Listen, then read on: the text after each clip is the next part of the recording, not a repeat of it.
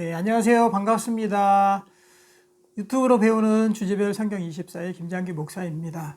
네, 이번 시간에는 우리 20일과 순종과 행함에 대해서 배우도록 하겠습니다. 우리 4단원 섬김의 삶을 나가고 있죠. 이제는 나 자신의 초점을 맞춘 것이 아니라 바로 다른 사람을 어떻게 사랑하고 섬기고 세울 것인가, 여기에 초점이 맞춰지는 거죠.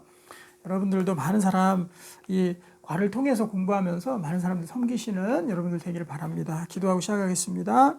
하나님, 우리에게 주신 이 순종의 힘이 얼마나 중요한 것인지 알게 하여 주시고, 정말 믿기만 해서 어리석은 자, 또 죽은 믿음이 아니라 순종과 행함을 통해 살아있는 믿음이 되도록 인도해 주시옵소서. 예수님의 이름으로 기도합니다. 아멘. 자, 우리 보겠습니다. 순종과 행함. 지난 시간에는 우리 제자 양육에 대해서 배웠습니다. 이제 우리에게 있어서는 이 순종이 필요해요. 그 다음 이제 순종. 우리가 그동안 계속해서 믿음만 계속 강조해 왔는데요. 믿음은 사실 절반이에요, 절반. 이 신앙의 절반입니다. 절반, 믿음. 그 다음에 해야 될 것들이 바로 순종과 행함이 그 뒤에 당연히 따라오게 되어 있어요. 순종과 행함이 없다면 믿음은 진짜 믿는 것일까요? 안 그렇습니다. 우리의 생활은요, 모든 것들이 다 믿음으로 구성이 되어 있어요. 내일이 온다는 것도 우리가 믿음으로 믿고 있죠. 그렇기 때문에 약속을 하는 것이고, 그리고 다른 사람하고 어떤 약속을 해도 그 시간에 나가는 것이 그 사람이 반드시 올 것이라는 믿음에 의해서 우리가 행하게 되거든요. 그래서 어떤 행함도 그냥 행하는 것은 없어요. 반드시 그 가운데 어떻게 될 것이라는 믿음이 있기 때문에 하는 것이거든요. 그래서 올바른 믿음이 있다라면 그 믿음에 해당하는 행함과 순종이 반드시 오게 되어 있습니다. 그것이 안 온다 그러면요, 그 믿음이 문제가 있는 것이죠. 그래서 우리가 확실한 믿음, 이것만 있으면 우리가 행함으로 가는 것은 당연하다. 때로는 의지적인 행함도 필요합니다. 믿음이 연약해지고 또 나약해지고 할 때는 우리의 몸을 통해서, 우리의 의지를 통해서 의지적으로 우리가 행하고 또 순종하는 일도 필요합니다. 우리 하나하나 살펴보겠습니다. 여러분, 특별히 신앙생활에 있어서 행하지 못하는 부분들 무엇인가 한번 쭉 나눠보시기 바랍니다.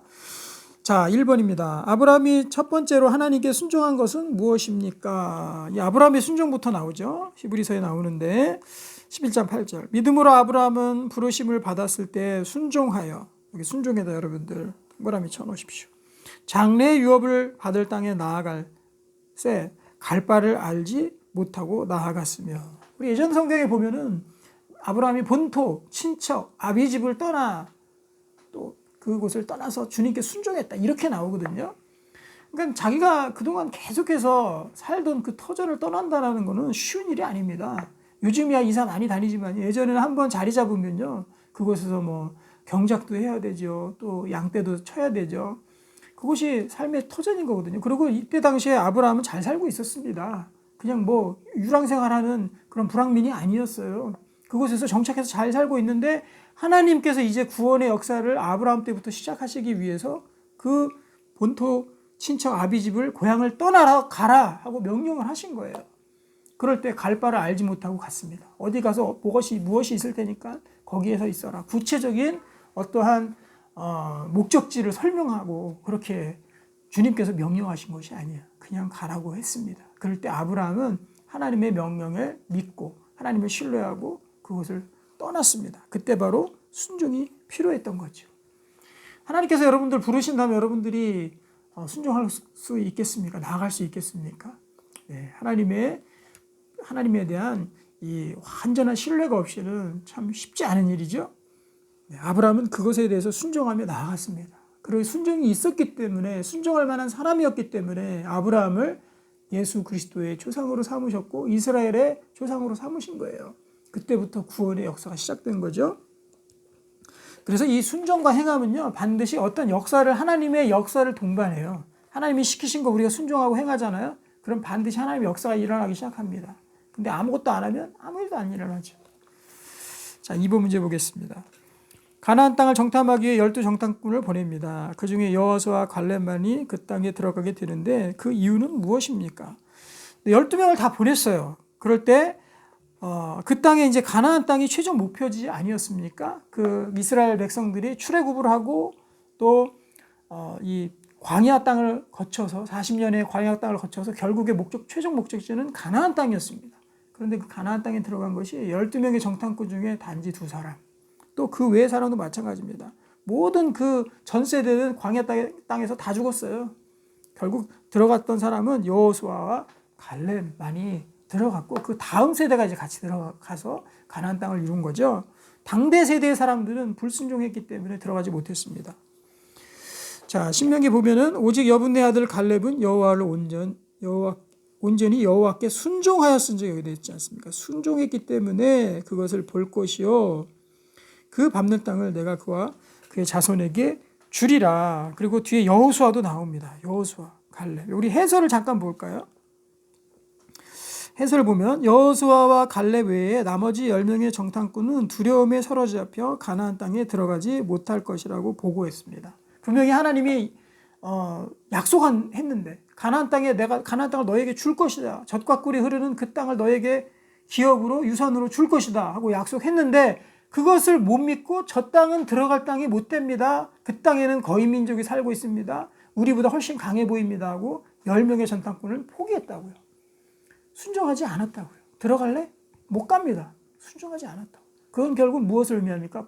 하나님에 대한 불순종. 특별히 하나님의 약속하신 그 약속에 대한 불순종이거든요. 불신앙이거든요. 신뢰하지 못함이거든요. 거기에서 10명은 못 간다고 했어요. 그런데 약속의 땅을 정복하는 것도 바로 믿음과 순종이 있을 때만 가능한 문제죠. 그래서 여호수아와 갈렙은 하나님께 온전히 순종했고 그 땅을 기업으로 받을 수 있었습니다. 여호수아 갈렙은 저들은 우리의 먹잇감이다라고 그렇게 보고를 했습니다. 2명은. 왜냐하면 하나님을 신뢰했기 때문에. 그래서 순종이 가능하다는 거예요. 그래서 하나님에 대한 신뢰와 순종 이거 같이 가는 겁니다. 또 역으로도 생각할 수 있어요. 신뢰가 안 생긴다. 하나님에 대한 신뢰가 안 생긴다. 억지로 하나님의 명령 한번 실행해 보십시오. 신뢰가 생깁니다. 역으로 해도 돼요. 순종은 언제나 좋은 거예요.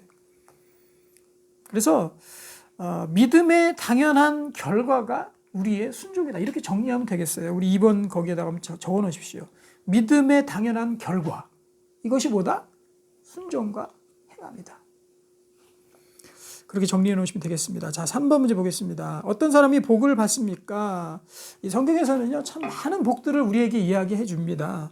그런데 특별히 그 복이 누구에게 임하는지 강조하는 것이 바로 야고보서예요. 자유롭게 하는 온전한 율법을 들여다보고 있는 자는 듣고 잊어버리는 자가 아니요 실천하는 자니 이 사람은 그 행하는 일에 복을 받으리라. 저희 집 액자에도 이 말씀이 이렇게 써 있거든요. 제가 너무 좋아하는 말씀이기 때문에 여러분들 꼭 하나님 말씀 듣고 아멘. 저 말씀 너무 좋았어. 오늘 예배 때 저 설교 너무 좋았어. 이렇게 생각하시면요. 그것에 대해서 내가 무엇을 할 것인가 꼭 한번 돌아보시기 바라요. 그리고 그것들을 그냥 듣고 끝나고 잊어버리는 것이 아니라 하나님이 특별히 나에게 주신 말씀, 특별히 결심하게 한 내용들이 있을 거예요. 그럴 때마다 그 결심을 꼭 적어놓고 실행하시기 바랍니다. 그럴 때 복이 임한다 그랬어요. 왜? 하나님의 그 역사가 그때부터 시작이 되기 때문에 하나님이 일하심이 동행하심이 시작되기 때문에 저는 늘 기도합니다. 새로운 결심을 해서 제가 하게 되잖아요. 그럼 이 일이 지속되게 해주십시오라고 또 기도합니다. 그리고 지속되는가 그것들을 계속 제가 체크하고 점검하게 돼요. 계속 지속되지 못하는 것도 물론 있어요. 지속되는 것에 대해서는 너무나도 감사하죠. 그래서 여러분들 특별히 어떤 결심이 있으셨다 했을 때 그때 조심해야 됩니다. 이거 하나님의 역사가 시작되는구나. 나를 통해서 뭘 이루시려고 하나보다. 그렇게 긴장하시면 돼요. 기쁨으로. 기쁜 일이죠. 그래서 어떤 예배 드리고 나서 말씀 보고 나서 뭐 하고 나서 내가 결심이 딱 섰다. 그럼 그걸 꼭 체크해 놓으시고 여러분들 실행하시기 바랍니다. 순종하시기 바랍니다. 결심이 섰다라는 거 억지로 하는 겁니까? 아니에요. 하나님이 우리가 자원해서 할 수 있도록 마음을 주신 것이 바로 결심이거든요. 그래서 그럴 때마다 여러분들이 이것들을 꼭 행하시길 바라겠습니다. 자, 4번입니다. 하나님의 말씀을 행하는 자와 듣고 행하지 않는 자는 각각 어떻게 됩니까? 우리에게 비유로 재미있게 말씀해 주신 것들이 많은데요. 이 부분도 역시 마찬가지입니다. 2집이 있었죠. 그래서 모래 위에 집은 집, 반석 위에 지은 집. 여러분들이 이것을 한번 직접 풀어보시기 바랄게요. 이것이 바로 행하는 자와 행하지 않는 자의 차이를 분명히 말씀해 주고 있어요. 이 종교개혁이 일어났을 때 정말 중심된 그 구호가 무엇이었냐면 오직 믿음으로 했어요. 믿음으로. 믿음은 우리에게서 너무나 중요합니다. 왜냐하면 구원을 결정짓는 중요한 요소가 바로 믿음이기 때문에, 그런데 이 믿음에 더해서 우리에게 더더욱 중요한 것이 무엇이냐면 바로 우리가 행함이거든요. 행함. 그래서 이 믿음만 붙잡으면 안 됩니다. 믿음은 우리에게 있어서 기본적인 거예요. 기본적인 베이스입니다. 믿음으로 거기서 끝나면 안 된다는 거예요. 믿음이 너무 중요하고 우리를 구원을 이끌지만 이 믿는 믿음으로만 듣고 거기에서 그냥 중단돼 버리면 그러면 온전한 신앙인으로 갈 수가 없습니다. 여러분들이 반드시 꼭 행해서 실천해서 또 순종하고 실행해서 끝까지 완전한 복으로 여러분들이 받으시길 바라겠습니다. 자, 우리 4번 문제 여러분들 직접 한번 해보시고요. 자, 5번. 예배보다 하나님이 중요하게 생각하는 것은 무엇입니까? 사무엘상 15장 22절. 사무엘이 이르되 여호와께서 번제와 다른 제사를 그의 목소리를 청종하는 것을 좋아하심 같이 좋아하시겠나이까? 여기 참 중요한 말씀이죠. 순종이, 여러분 믿고 보십시오. 순종이 제사보다 낫고 듣는 것이 순양의 기름보다 나으니 순종이 제사보다 낫다. 여러분들 이 하나님 말씀 순종하지 않으면서 계속 예배만 드리고 하나님 기뻐하실까요? 네, 결코 기뻐하는 모습이 아니겠죠. 분명히 성경에서도 말씀하고 있잖아요. 이 말씀, 사무엘상 말씀은 이 사울 왕과 사무엘에 대한 말씀이에요. 이 백그라운드를 우리가 좀 이해하면 좋을 것 같은데요. 아말렉과의 전투에서 하나님께서 명령하십니다. 아말렉이라는 그 족속과 또 이 이스라엘의 사울 왕이 전쟁을 벌입니다. 여기서 하나님께서 저 아말렉을 반드시 진멸해라. 모든 것들을 다 멸하라고 그렇게 얘기하거든요. 그런데 전쟁하고 나서 보니까 양도 있고 재산도 있고 재물도 있고 너무 좋은 거 많은 거예요. 그래서 그것들을 없애지 않고 사울 왕이 남겨뒀거든요. 제사에 쓰겠다는 명목으로 자기 나름대로의. 그러니까 하나님께 순종하지 않은 거죠. 그러고 나서 제사하려니까 됩니까? 이 사건을 통해서 결정적으로 바로 하나님께서 사울 왕을 버리시기 시작해요.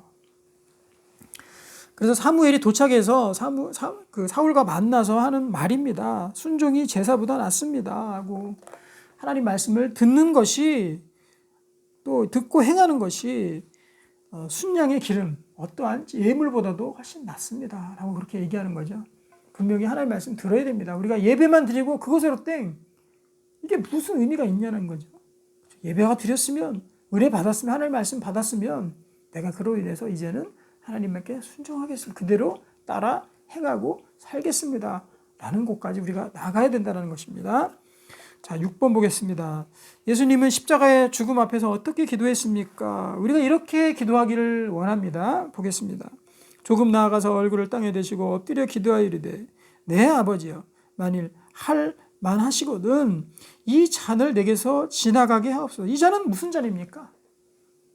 십자가입니다. 십자가. 예수님이 지실 십자가. 그런데 예수님 뭐라고 기도하고 있어요? 할 만하시거든 가능하시면 이 잔, 이 십자가 제게서 그냥 지나가게 해주세요. 십자가 안 지게 해주세요 라고 기도하는 거죠.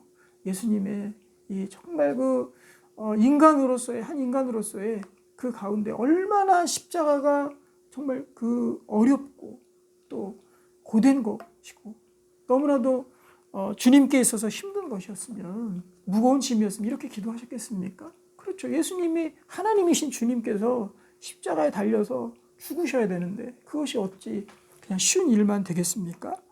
그런데 주님께서 이렇게 기도했어요. 그러나 내 원대로 마시고 아버지의 원대로 하옵소서. 하나님의 뜻이 이루어지기를 위해서 기도한 거죠. 내 원대로 아니고 하나님의 뜻에 내가 순종하게 해 주십시오라고 그렇게 기도한 거예요. 만약에 주님께서 십자가 지지 않으셨다면 이거는 주님의 주권 아래에 있습니다. 그렇죠. 하나님이 십자가 지고 마시고 하는 거는 하나님의 주권 아래에 있는 겁니다. 우리가 어떻게 할 수 있는 게 아니잖아요. 주님께서 십자가 안 지셨다면 어떻게 됐겠습니까? 우리의 구원은 끝났겠죠. 우리는 영원 형벌 가운데 있을 수밖에 없는 것입니다. 그런데 주님께서 내 원대로 마옵시고 아버지의 원대로 하옵소서라는 이 귀한 순종의 기도 때문에 우리가 지금 이 자리에 서 있는 겁니다. 우리가 구원받을 수 있었던 거예요. 그래서 여러분들 이거는 우리가 어떻게 기도해야 되는지를 가르쳐주고 있습니다. 여러분들 이렇게 많이 따라서 기도하시기 바랍니다. 내 원대로 마옵시고 아버지 원대로 하옵소서. 하나님 주님의 뜻이 이루어지게 하옵소서. 주기도문에도 나오잖아요. 주의 뜻이 이루어지게 없어서. 내 뜻대로 마시고 주님의 뜻이 이루어지게 없어서. 왜 그렇습니까? 그것이 무조건 좋은 거니까. 내 뜻이 때로는 잘못 볼 수도 있습니다. 내 뜻이 옳을 때도 있지만 그럴 때도 있어요. 그것을 위해서 우리가 하나님의 뜻대로 이루어지게 해달라고 기도해야 됩니다. 이것이 바로 순종의 기도라는 거예요. 자, 7번 보겠습니다. 부모에게 순종하면 어떤 축복이 있습니까? 하나님에 대한 순종도 있지만요, 부모님에 대한 순종을 특별히 성경에서 명령하고 있습니다. 에베소서에 보면은요, 자녀들아 주 안에서 너희 부모에게 순종하라. 이것이 옳으니라. 내 아버지와 어머니를 공경하라. 이것은 약속이 있는 첫 계명이니. 약속은 어떤 약속이에요? 10계명 중에서 약속이 있는 어떠한 보상이 있는 그 계명이 첫 계명이라는 거죠. 내가 잘 되고 땅에서 장수할 것이다라는 그러한 하나님의 축복이 있습니다. 이것이 바로 부모님에 대한 순종이에요. 자, 8번째입니다. 나에게 말씀을 가르치고 양육하는 사람들을 어떻게 대해야 됩니까? 여기 말씀을 가르치고 양육하는 사람들은 누굽니까? 스승이죠. 제자도에 관한 내용이죠. 그래서 이 제자와 스승의 관계, 이 제자도의 관계와 바로 순종과 행함은 연결이 되어 있습니다. 왜냐하면 누구에게 순종합니까? 스승에게 순종하는 거죠. 우리 예수님도 우리의 스승이 되시니까 주님의 말씀에 순종하는 것이죠. 자, 어떻게 그 사람들을 대해야 되는지 봅시다. 히브리서에 보면 너희를 인도하는 자들에게 순종하고 복종하라 이렇게 되어 있습니다. 순종하고 복종하라. 맹종이 아니에요. 모든 걸 다 따라 하라는 것이 아니죠. 하나님의 말씀, 하나님의 뜻, 그리고 그분이 그 스승이 누군지 모르지만은 누구든 간에 제자를 사랑하는 마음에서 이렇게 해라 저렇게 해라 하고 권하고 권면하고 하지 않겠습니까? 그런데 나 더 이상 터치하지 마십시오. 이 시대에 사실은 이 개인주의라는 것이 이 성경에 있어서 스승과 제자의 관계를 무너뜨리고 있습니다. 여러분들 이것에 대해서 동조하면 안 돼요. 따라가면 안 됩니다. 나는 나고 너는 넌데 왜 네가 난 뭐길래 신앙에 대해서 나에게 이래라 저래라 해? 하고 그렇게 얘기하면 안 되는 거예요. 그래가지고 온전한 그리스도인으로 설 수가 없습니다. 말씀을 인도하는 자들에게 순종하고 복종해야 됩니다. 왜냐? 그 이유가 나오죠. 그들은 너희 영혼을 위하여 경성하기를, 어려운 말 나오는데요. 경성하는 그렇게 적어 놓으십시오. 여러분들 늘 깨워서 돌보는 거. 뭐 어린아이를 엄마가 아파서 막 열이 나고 아픈 그 어린아이를 잠도 못 자고 깨워가지고 막 돌보는 그 부모님의 마음, 그거 똑같은 거예요. 경성하는 것이 바로 그런 뜻입니다. 깨워 돌본다. 그래서 너희 영혼을 위해서 깨워 돌보기를 자신들이 청산할 자인 것 같이 하느니라. 이 청산한다라는 건요, 모든 것들을 결산해서 주님께 보고하는 거. 이게 청산이거든요. 그러니까 하나님께 내가 양육하는 이 사람을 모든 것들을 다 보고할 사람들처럼 그렇게 깨어서 돌보는 것이 바로 말씀을 가르치고 인도하는 자들의 마음이라는 거예요. 여러분들 한번 인도자가 되어 보십시오. 그럼 그 마음 잘 알 수 있을 거예요. 어떤 사람들을 인도한다. 쉬운 일이 아니죠. 당연히 가르친다. 제자 삼아서 양육한다. 쉬운 일이 아닙니다. 그럴 때 드는 마음이 그거예요. 바로 깨어 그 사람들을 돌보게 되어 있어요. 그렇기 때문에 하나님께 모든 것들을 다 아를 그 사람에게 여러분들이 해야 될 태도는 뭐냐? 바로 순종하고 복종하는 것이 필요하다는 것입니다. 순종하십시오. 여러분들 영적인 스승에게 반드시 순종하시기 바랍니다. 그리고 교회에 있는 교회 지도자들에게 여러분들 순종하시기 바라요. 그래야지 하나님의 질서가 세워지고 그 가운데서 교회도 온전히 세워지고 또 우리의 신앙도 더 잘하게 됩니다. 네. 온전한 이 스승과 제자의 관계가 이 복종을 통해서 일어나길 원합니다. 자, 9번째입니다.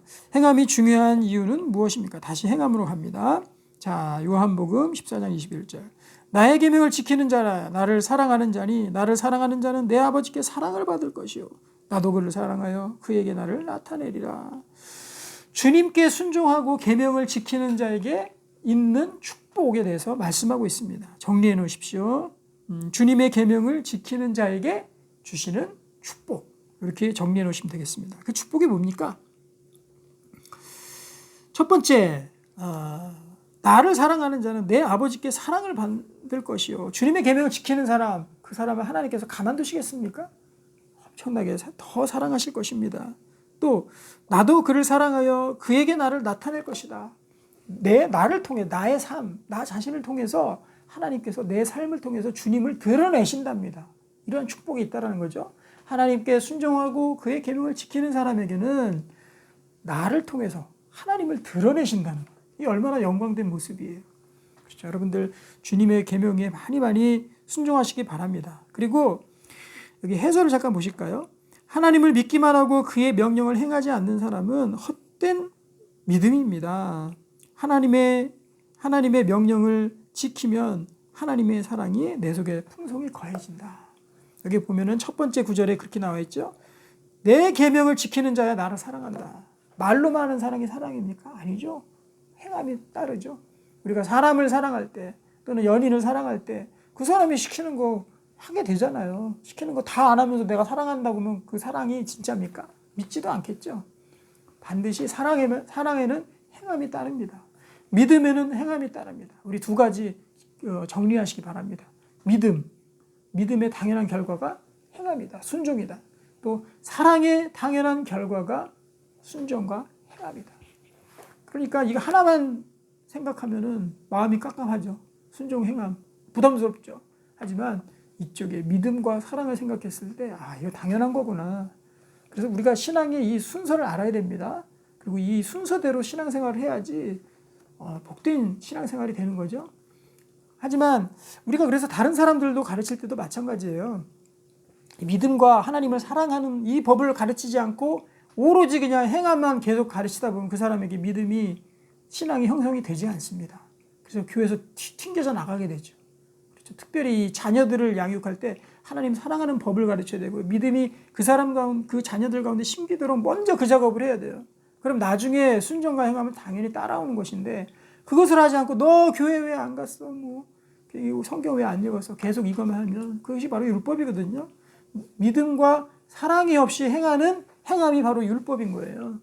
그렇기 때문에 여러분 율법주의자가 되지 말고 우리가 하나님 먼저 믿고 신뢰하고 사랑하는 사람이 먼저 되기를 바랍니다. 자, 10번째입니다. 하나님을 사랑하는 방법은 무엇입니까? 여기 하나님 사랑하는 법도 나와요. 요한일서 보면 하나님을 사랑하는 것은 이것이니 사랑하는 법 어떻게 한다고요? 우리가 그의 계명을 지키는 것이라. 똑같죠? 우리 9번 문제랑 똑같은 말씀이에요. 하나님 사랑하는 법이 뭐다? 그의 명령을 지키는 것이다. 그런데 그 계명은 무거운 것이 아니로다. 우리가 당연히 할 만큼 그렇게 쉬운 것이다라는 거죠. 우리가 할 만한 것이라는 거예요. 하나님의 명령이라는 것이. 하나님의 명령 순종해라. 그럼 아프리카 오지에 가서 선교사를 헌신해라. 이렇게 생각만 할 수 있는데 그것도 할 만한 사람에게 시키는 겁니다. 하나님께서. 하나님의 명령은 절대로 무겁거나 부담스러운 것이 아니에요. 우리가 능히 할 수 있을 만한 그런 것들입니다. 자, 마지막 11번 문제입니다. 우리가 행할 힘과 능력은 어디에서 옵니까? 자, 우리가 이제 순종을 할 때 처음에는 어렵다고 생각이 들 수가 있어요. 내게 있어서 내 능력을 넘는 것 같은데 난 저걸 어떻게 하지? 이렇게 생각할 수 있거든요. 그럴 때 어떻게 순종할 수 있겠습니까? 먼저 순종하십시오. 그러면 어떻게 된다고요? 빌립보서 4장 13절에 내게 능력 주시는 자 안에서 내가 모든 것을 할 수 있느니라. 내가 순종하고 첫걸음을 떼면요. 하나님께서 능력을 주십니다. 능력도 같이 주세요.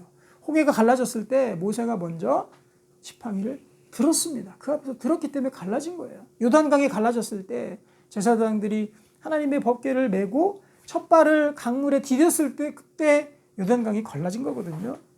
마찬가지로 하나님께서 우리에게 능력을 주십니다. 순종할 수 있고 행할 수 있고 이것들을 해낼 수 있는 능력을 하나님이 주십니다. 우리가 부족하다고 생각할 때마다 여러분들 기도하십시오. 하나님 내게 능력 주신다고 하셨사오니 내게 능력 주십시오. 감당할 만한 힘을 주십시오라고 기도하면요. 도울 자를 붙여주시고 내게 할 수 있는 지혜와 능력을 주님께서 부어주십니다. 이 하나님께서 주시는 힘으로 순종하고 행하는 우리 모든 지체들이 되시기를 정말 축복하겠습니다. 우리 나눔을 보겠습니다. 내가 더욱 행해야 할 부분은 무엇입니까? 순종에 대해서 약한 부분들이 있을 거예요. 여러분 지체들이랑 한번 잘 나누어 보시기를 바라겠습니다. 그래서 여러분들이 정말 이 공동체에서도 많은 순종과 행함들이 있어서 하나님의 나라를 더욱더 확장해 나가시기를 바라겠습니다. 기도하고 마치겠습니다. 하나님 감사합니다. 주님께서 주신 이 명령들 이것이 사랑과 믿음이 없이는 우리가 행할 수 없습니다. 우리에게 올바른 믿음을 허락해 주시고 신뢰를 허락해 주시고 사랑을 주셔서 주님 사랑하기 때문에 이 일을 행한다. 주님 사랑하기 때문에 내가 저곳에 갈 수 있다라는 고백이 나올 수 있도록 하나님께서 역사해 주시옵소서. 예수님의 이름으로 기도하옵나이다. 아멘. 네, 감사합니다. 수고하셨습니다.